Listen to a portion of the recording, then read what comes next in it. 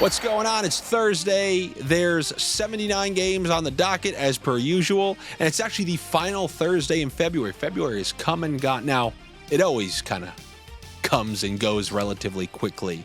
It's only got 28 days other than when Gregorian made that mistake and said we got to add an extra day every 4 years. I'll talk about that another time. I've already talked about that enough times.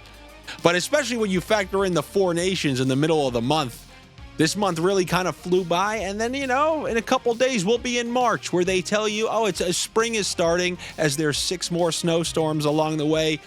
But despite the fact we're not going to get warm weather for like a good 8 weeks, at least that daylight savings time has happened next week. At least we get a little extra sunlight, so we're not pitch black and depressed at like 4:45 p.m., So at least we got that on the horizon, along with this full slate of games. And, a couple days ago, I told you guys, if you show me Point and Guentzel and it starts with a plus, that's kind of how I'm going to lead off. No better way to lead off when they're showing you guys like that in the plus. Now, the other day, we were able to get them at a plus 115. Now, we're heading right back to the minuses. Do you feel it?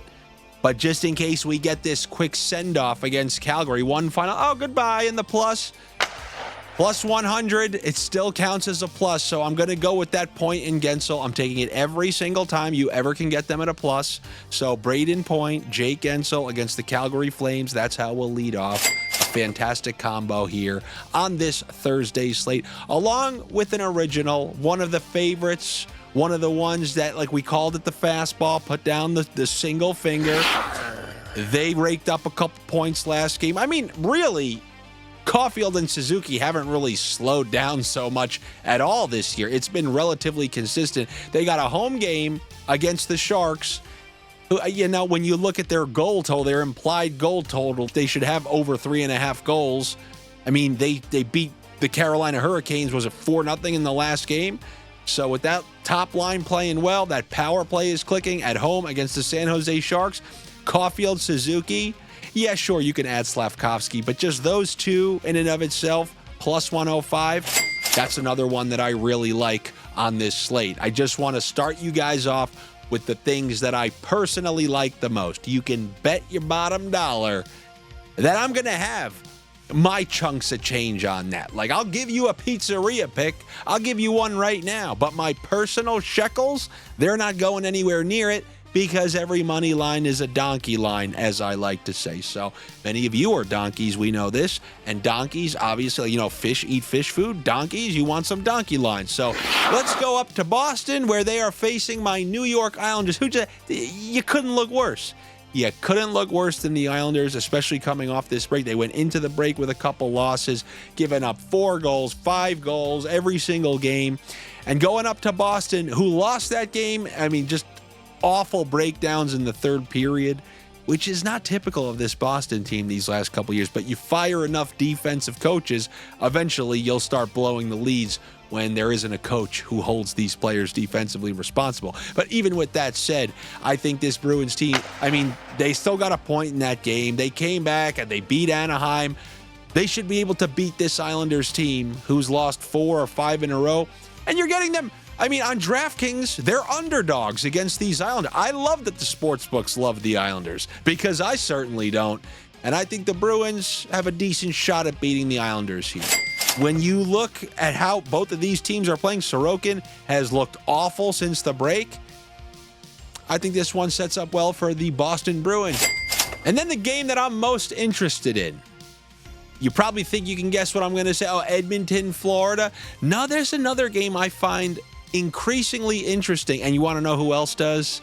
Sir Stevie Bongrips over there in Detroit, because Stevie, last season, you remember, you got so excited in October when Detroit just came out guns blazing, and then they just left you in the end on the last day of the season because the Flyers decided to pull their goalie, and then you missed the playoffs based on that. But now you have the post-All-Star, Four Nations break.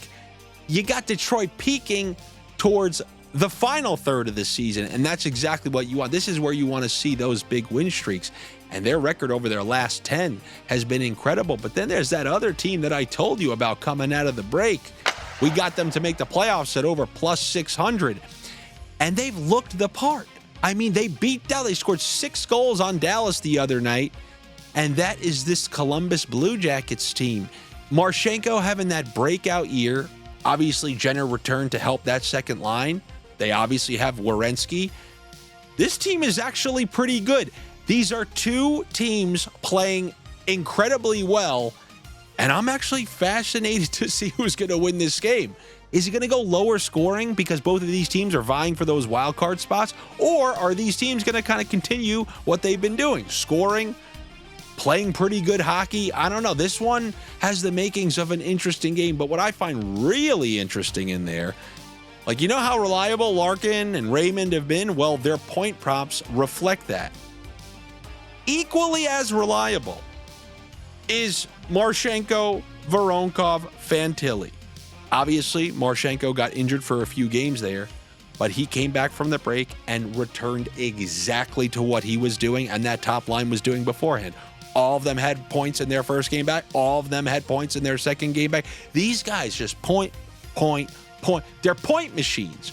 I would expect them, like when I was looking at the point props, I'm like, oh, they're going to be just under Larkin and Raymond. No, they're way under Larkin and Raymond. And I just don't think that should be the case. So I'm looking at all 3 of those players. Just give me the player with the best point prop price. And that's Dmitry Voronkov, plus 100. That's a fantastic price. Him and Fantilli, plus 230 or 240, putting those 2 together. The way that line's been playing, they've been magnificent. They've been amongst the best or at least the most reliable and productive in the league. I always like taking Columbus players a little bit more at home. They seem to really, just like last game against the Stars, but I think they should be able to score a couple goals in this game. Yeah, can I take the over 2.5 goals for probably like minus 150? Sure, but you want to know what I'm going to do? Take Voronkov for a point and then that Voronkov-Fantilli point prop combo against the Detroit Red Wings.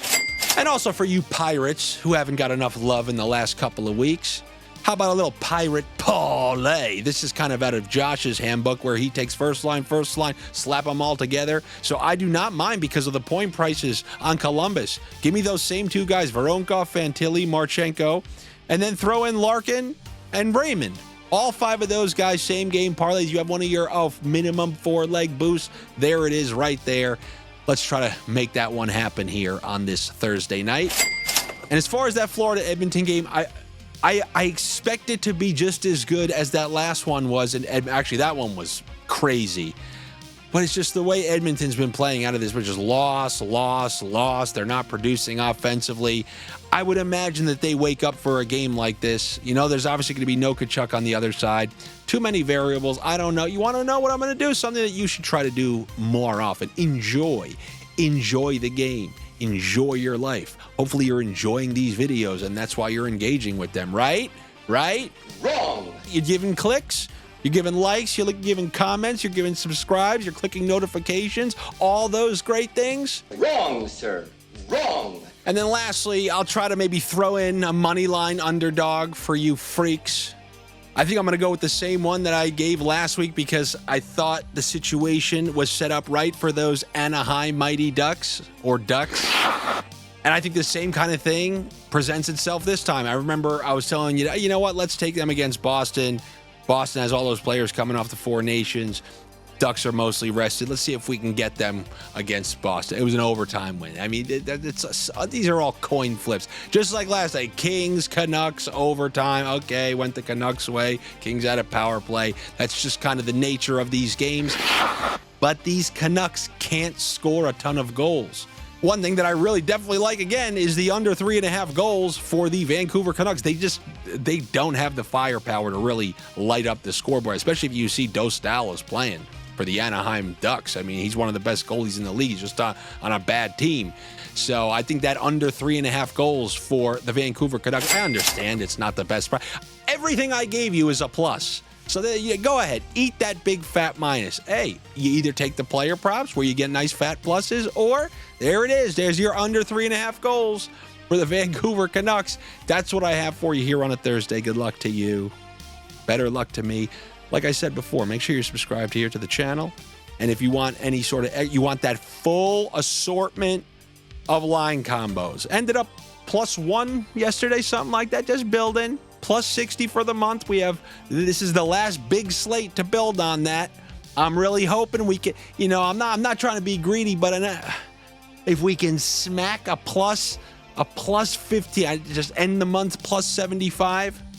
We will see. Hopefully I see you guys over there. I'm going to send that out over on the Patreon. It's patreon.com/AndyFrancess. I hope to see you there. If not, no worries. I'll see you tomorrow. What is there, one game? Should I even do a video? We'll see if I'm in the mood. But one game? I should have just thrown in what I like here. Who is it? Turn on the notifications. You'll know if I uploaded the video. Take it easy.